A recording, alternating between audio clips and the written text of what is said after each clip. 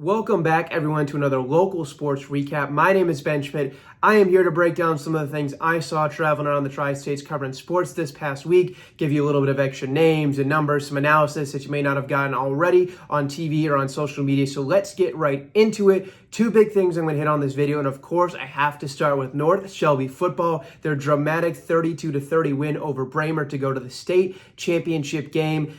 This was a tough one early on. It was 6-0. The Raiders were down going into half, and then coming out of half, Braymer started to put their foot on the gas. They go up 30-12 midway through the fourth quarter, and you never know, is this going to be the end of the season for this magical zombie Raiders team that have had to go through all these injuries? Coach Stuckey's final season on the sideline. Is this his final game if they lose?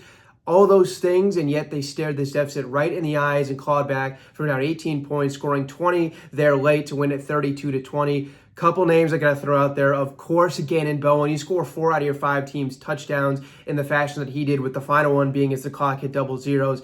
I mean, that was an incredible performance for a player that's been really good all season for North Shelby. But there were some big touchdowns, one on the ground earlier, and then a couple deep ones through the air to just make this a one-score game. And then obviously the tipped ball that goes up into the air to catch it at the buzzer. Speaking of that final play, that was really nicely done too. I mean, the way they drew this up, there was 6 seconds left, and they were on the 16-yard line. So basically the final play by the time everyone runs to the end zone. You're not going to get 2 plays off unless you somehow are able to get out of bounds. But it was unlikely. So the way they drew this up, they had Gannon Bowen and another receiver on the same side, and there's your 2 corners and a safety. So essentially what North Shelby did is those 2 receivers are running routes. Whichever one the safety goes and doubles, you throw it to the other person who's in one-on-one.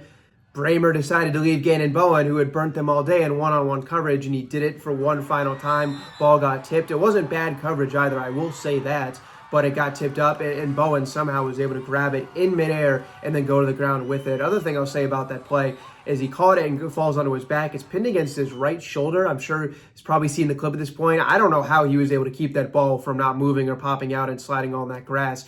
You see professionals go to the ground and they can't hang on to a ball like that. Somehow he pinned it against his shoulder. That was all world right there from Gannon Bowen, and it sends North Shelby to the state championship. I have to talk about Bo Bacon too, because he came in as a backup quarterback in the second to last drive. They didn't do anything, but then that drive was all his there to end the game. They had to go 46 yards in under a minute, and Bacon led them down the field in just 3 plays. 3 completions with a couple spikes in between. So I guess it was more than 3 plays, but 3 completions with 2 spikes mixed in between. It was pretty special stuff there from Mr. Bacon and North Shelby. I mean, this was storybook. Once that ball was caught, I mean, you see Gannon Bowen get up and run right over his coach, give him a hug. The fans had made their way onto the field in just a couple of minutes. So this was fun stuff. I got to talk with some of that community over there at North Shelby a week ago for a story, and that's a community that really rallies around this 8-man football team. So now to see them get to cheer for them for one more week, going to St. Joseph to face Archie in a state championship game, that is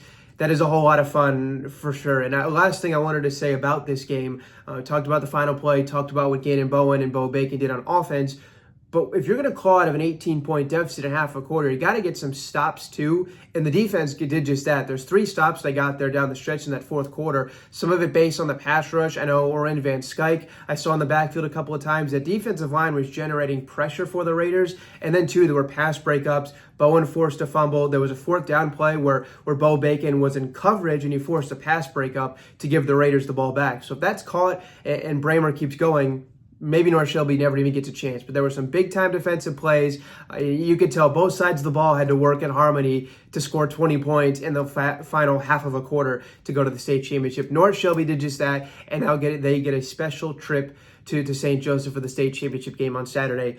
More on that preview in just a moment. But the other game I want to recap, talk about a little bit, or I guess I should say games, is the QHS Hoops Thanksgiving Tournament. I got my first trip to Blue Devil Gym to see them play on Thursday, was back on Friday. They played Saturday as well, went 3-0. This was a high-flying act for sure. They took down Lindblom, Dunlap, and St. Lawrence. All 3 wins by 18 or more, and it was the 18-point win in the first game. They really were by much more in those next 2 games. And there was the stars showed out for QHS in this one. Bradley Longcore, the third, of course.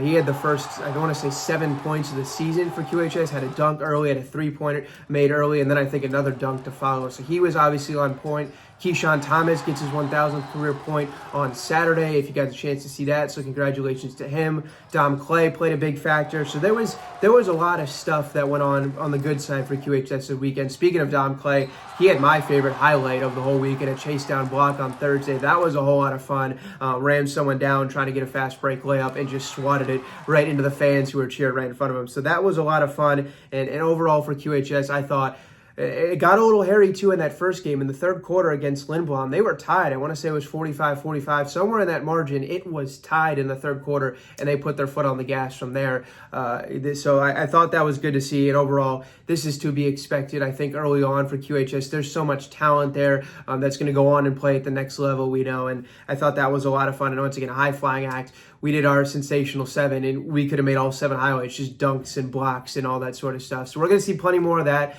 The atmosphere, too, like I said, first time in Blue Devil Gym, that was awesome. I got to watch from the stairs up on one of the ends where I was filming highlights, and that whole atmosphere, the atmosphere is great. The pregame festivities are great. So everyone all around town who had told me about this for the past 4 months that I've been here, it lived up to the hype. That was a lot of fun, but I just wanted to make sure we mentioned that the stars showed out over this past weekend in Longcore, in Thomas, in Dom Clay, and so many others that played big roles. Can't forget to Jarius Rice Jr. He had a big-time block as well. That was another fun highlight that I got to capture over this past weekend. So 3-0 start for QHS. They're going to go on the road on Friday. But now, the second half of this video, I want to get into what to watch for, some things to keep in mind as we get through this next upcoming week of sports. I'm going to flip back to North Shelby football. They are going to take on the state championship. They will go face Archie and St. Joseph. 2 main things I want to hit on to watch for in this one. Number 1, does Gannon Bowen dominate in a similar fashion that he has been on this playoff run? Scored 4 touchdowns this past week, 4 out of the 5 that the Raiders had.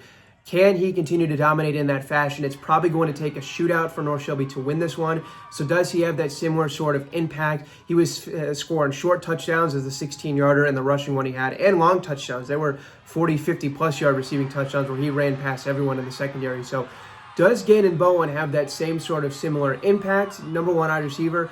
Or does Archie try and take him out of the game in whatever way, if you can, whatever way that is? So watch for that. And then second thing, too, I want to mention that this probably hasn't gotten talked about a ton just because North Shelby won, but they did struggle in the first half inside the 20-yard line, more goal-to-go situations.